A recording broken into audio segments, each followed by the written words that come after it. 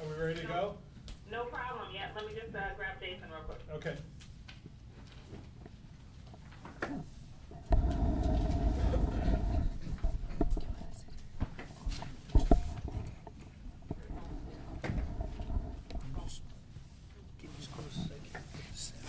Okay.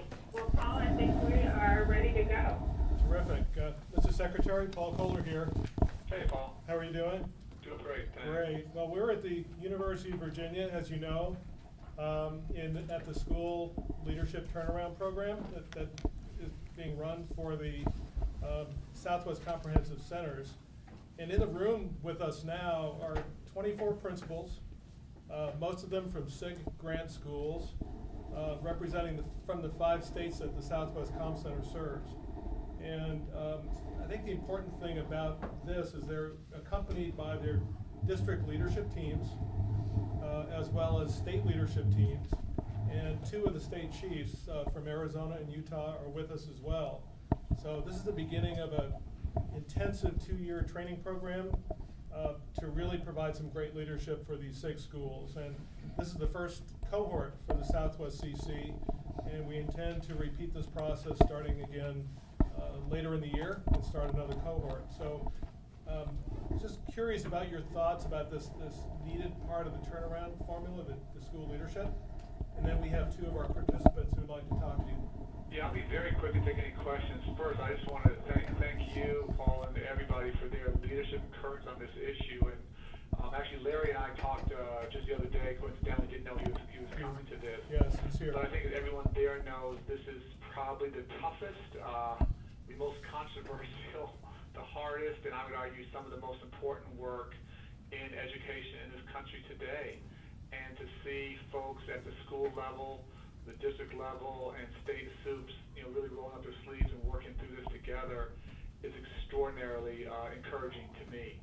And we're going to track this work very, very closely. Look forward to getting your insights as to how we can be a better partner. We're obviously trying to put very significant resources behind this effort, but resources are never ultimately going to be what changes children's lives and their outcomes. It's going to be great, great principals, it's going to be great, great teachers, it's going to be districts and states to support this difficult work at the ground level. And so I just want to thank everybody for being willing to put in the time to try and do this well. And if we do, like you're saying, we don't just change these children's lives, we change, I think, the community's viability going forward. You just can't have strong communities where you have broken schools. I think it's just impossible. So we'll do everything we can to support you. We want to learn from your efforts. We want to be a good partner. Please challenge us when we're either not listening or in the way.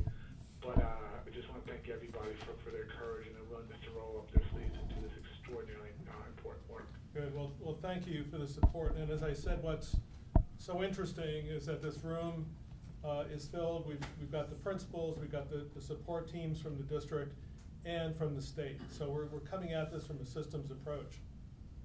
Super. That's exactly what we need to be doing across the country. So there are 2 participants who would like to talk to you for a minute. And, sure. Michelle, go ahead.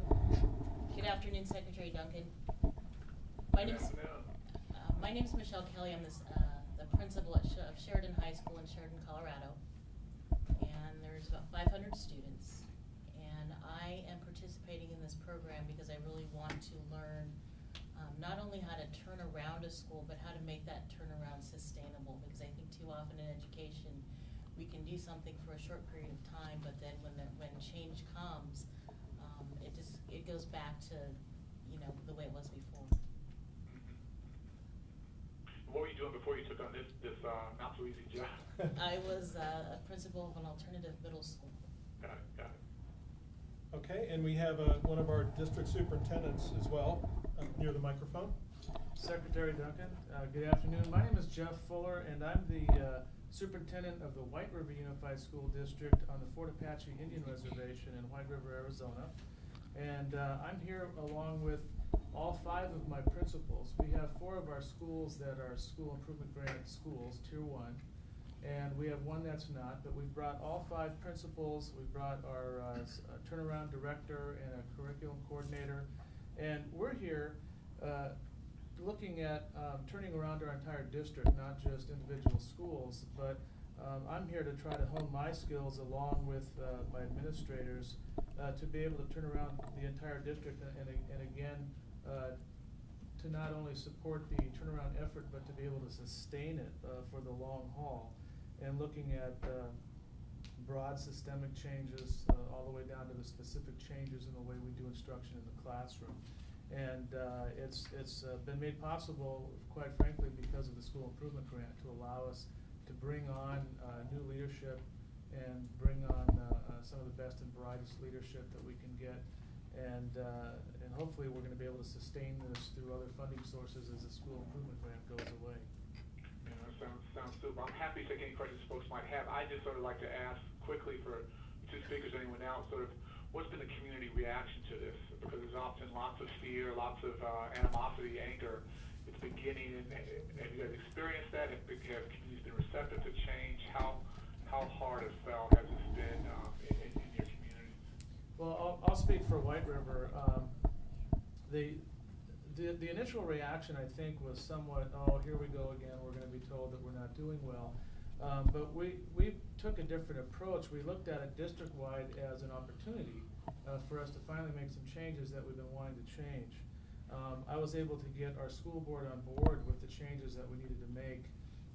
The board decided with me that they wanted to be the school board that actually saw a turnaround in our district rather than seeing punitive things come from the state and federal government where schools would be taken over. They'd rather be the board that would see the actual turnaround happen. And they've committed to be able to work with us in making the tough decisions that we have to make and trying to keep them engaged with what's going on in the schools, the tough conversations. It's not been comfortable in our district. It hasn't been comfortable for teachers.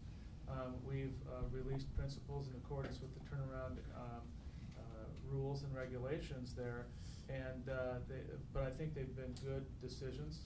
And you know, I think in the end, any of the discomfort that may have been there, I think for us, there's a new excitement that's taken on in seeing the changes that are happening and being able to see after the first year the increases that we've seen and the gains in student achievement that we've seen is creating more of a, I think, an air of excitement right now rather than one of doom and gloom. Super. Michelle, do you want to just mention what the community reaction to?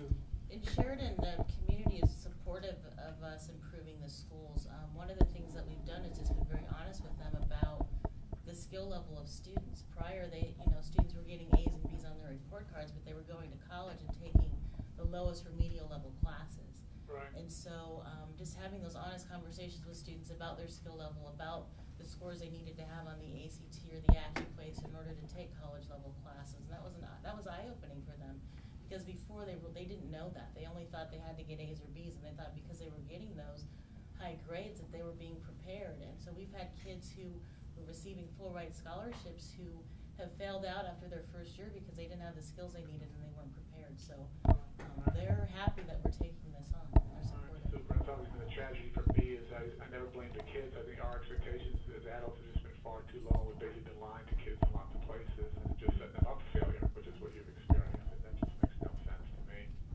You guys, again, fire away any questions from me, but my last request is you guys get moving and have those stories, have those anecdotes, have the data of what's changing. The more you can feed Jason and Candace, because I need to really be out there telling everyone, not just about the number of schools and the investment, but what's actually happening. And the more you can feed us those stories, the data of whether it's attendance or achievement or discipline, improving, that just makes it much, much easier for me to try and sustain momentum for this as we move forward and continue to get Congress to invest in this. Right. Well, we have as you know, we have a room full of people. Let me just turn around from the speaker and see if there's anybody, if there's one question in the room that could be shouted down to you, then we'll say goodbye. Does anybody have a question for the Secretary? Go ahead, Roger, just identify yourself. My name is Roger Jacks, Superintendent of Kingman Unified School District in Kingman, Arizona. Are you able to hear, Secretary? Yeah, absolutely. And Mr. Secretary, I was wondering if you could give us the latest status of ESEA. Yeah, well, you guys watch TV and read the papers like I do, and Congress is not the most functional places these days. So we're going to continue to try and push hard for reauthorization, for bipartisan work in that effort. we are also, frankly, really ramping up our work internally on a potential waiver package that we work directly with states on. And if I were to bet today in terms of what's going to happen first, I think I definitely put my money on going with our package of regulatory relief. And we see that these two paths not as in any way in conflict. That if we do that, hopefully it's a transition or a bridge to reauthorization. But I said I'm not content at all to go through another year with the current law in place. And so we'll be looking to barring some miracle in Congress, which could happen. But barring that, we're trying to really spend time talking to folks around the country about what a regulatory relief package would look like, and then go out to states in the not too distant future. Okay, we have two more quick questions, and go ahead, Greg, and then Superintendent Jeff. Thanks for your time. Greg Hudnall, Associate Superintendent, Provo School District in Provo, Utah. We're sitting here among some of probably the most dedicated educators who really want to turn around their schools. You're involved with the legislature, Congress. What's the one piece of advice that you would give to us? Yeah, I not to shy from how tough this is, and I think there's so many pressures, politically, community-wise, whatever it might be, just to sort of go a little bit soft and just to continue tinkering. And I've sort of lived this work trying to turn around very, very tough schools in the inner city in Chicago. And I saw what was possible. I saw, frankly, miraculous changes. But it was not because people went into this work soft. And, beginning with lots of pressures to tamp down what you're trying to do here. And if you sort of put off those hard calls, those hard decisions, if you tinker around the edges, you're just not going to get to where you're trying to go. And frankly, my heartache just simply isn't worth it. So you guys as educators, you know in your heart what is the right thing for children. Listen to your gut, listen to your instincts, and as tough as those decisions are, ultimately that's what's going to change students' lives. And I'll tell you, one of the big lessons I learned is I worked in communities where initially this was very much resisted and huge, anger and animosity at me.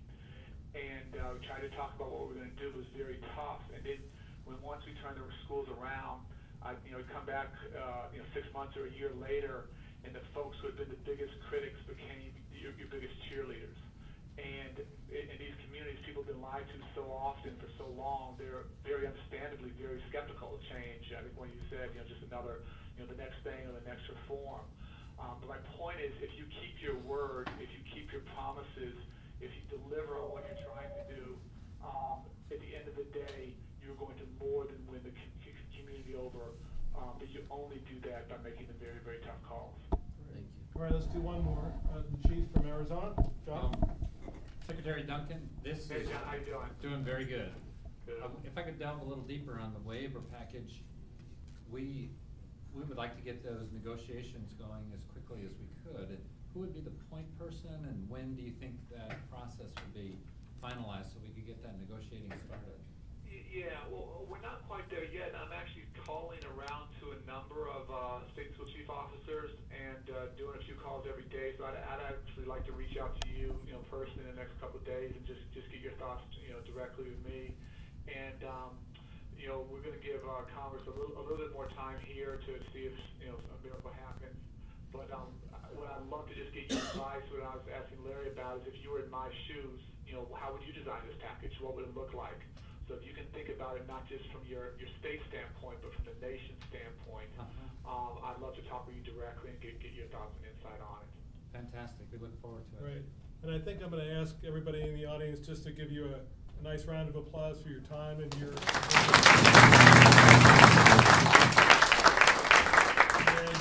And Sunday we end our first week of this terrific 2-year program with this group.